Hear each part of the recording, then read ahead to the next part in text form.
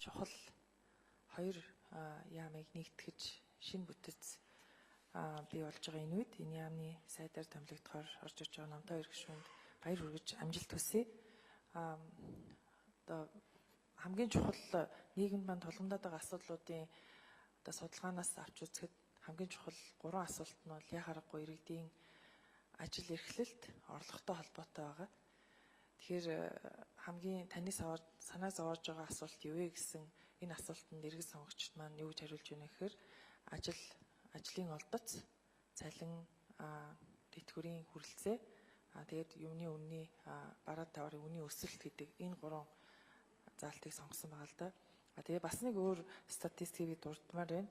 5 жилийн өмнө бол ажил хайж байгаа 2 хүн тутмын нэг нь ажил олдог байсан бол өнөөдрийн байдлаар ажил идэвхтэй хайж байгаа 7 хүн тутмын нэг нь ажил олж байна.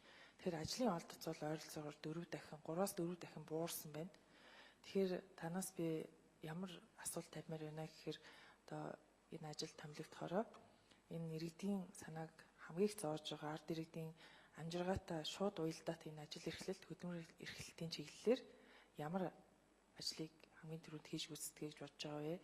Тэгээд ер нь ажлаа хаанаас эхлэе гэсэн төлөвлөгөө толгойд ч нас орж ирсэн. Засгийн газрын мөрийн хөтөлбөр удахгүй батлагдаад орж ирэх байх л та. Гэхдээ одоо яг энэ салбарын сайдын зүгээс ямар бодол байгааг сонсомоор байна.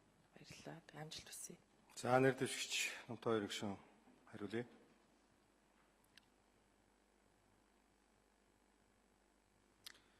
Хөдөлмөр эрхлэлтийн асуудал бол нийт ард иргэдийн тулгамдж байгаа асуудлуудын нэгдүгээр чагсдаг 47.5%.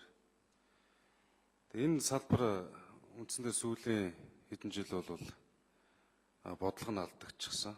Ер нь зарчим нь яах ёстой вэ гэхээр мэдээж улс орны эдийн засгийн хөгжил малгаан дор хөдөлмөр боловсролын яам хоёр, эмээлийн хоёр бүрэг шиг л ажиллаж явах ёстой. Өөрөөр хэлбэл хөдөлмөрийн зах зээлийн эрэлт нийлүүлэлтийг хитэн эрэлт нийлүүлэлтийг зөв оновчтой тодорхойлдог, зөв оновчтой мэдээлэлээр ард иргэдэд хангадаг. Ажилгүй байх шалтгаан зөвхөн бас төр засгийн алдаатай бодлогоос үүдэлтэй бас биш байх. Хувь хүмүүсийн өөрсдийнх нь хариуцлагаас шалтгаалж.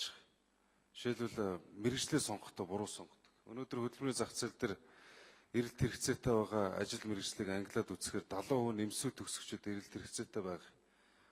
30% нь бол ихтэй сургууль төгсөгчид эрэлт хэрэгцээтэй. Гэтэл боловсролын салбраас нийлүүлэгдэж байгаа оюутан залуучуудын эзэмшсэн мэргэжил нь 30-70 гэдэг тоон эсэргээрээ буюу 70% нь дандаа ихтэй сургууль төгсөгчид төгсөд 30% нь бол эмсүү төгсөгчид төгсөд байгаа. Тэгэхээр нөгөө хөдөлмөрийн зах зээлийн эрэлт нийлүүлэлт нь зөрөөд байгаа учраас үндсэндээ дипломтой мөртлөө ажилгүй залуучууд маш олон байгаад. Тэгэхээр энэ бол мэдээж одоо олон талын хамтын ажиллагаа шаардсан байх ёстой. Хөдөлмөрийн чиг үүрэг бол салбар дундын л чиглэл. За юунаас ажиллаа эхлэх вэ гэнэ? Түрүүн цогцлмаа гишүүн бас тодорхой хэлж байна.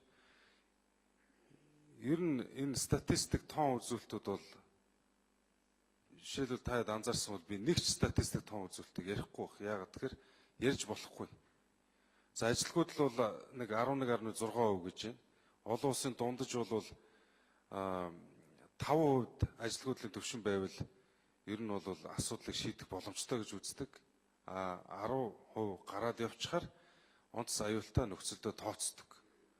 Тэгэхээр үнэхээр яг энэ ажилгүйдлийн төвшин ер нь ажилгүйдлийн төвшин одоо тооцож гаргадаг аргачлал зөв юм уу? Энийг бас нэг нэгтлээд бүх статистик үзүүлэлтүүдийг эргэж нэг харах хэрэгтэй. За энэ салбарын хүрээнд хуулийн аудит хийх хэрэгтэй. Давхцлууд их бий. Дээрэс нь мэдээж энэ төсвийн тодголтоо уялдуулаад энэ цалин тэтгэвэр тэтгэмжтэй холбоотой асуудлууд орж ирнэ. Урсгал зардлыг эрс бууруулна.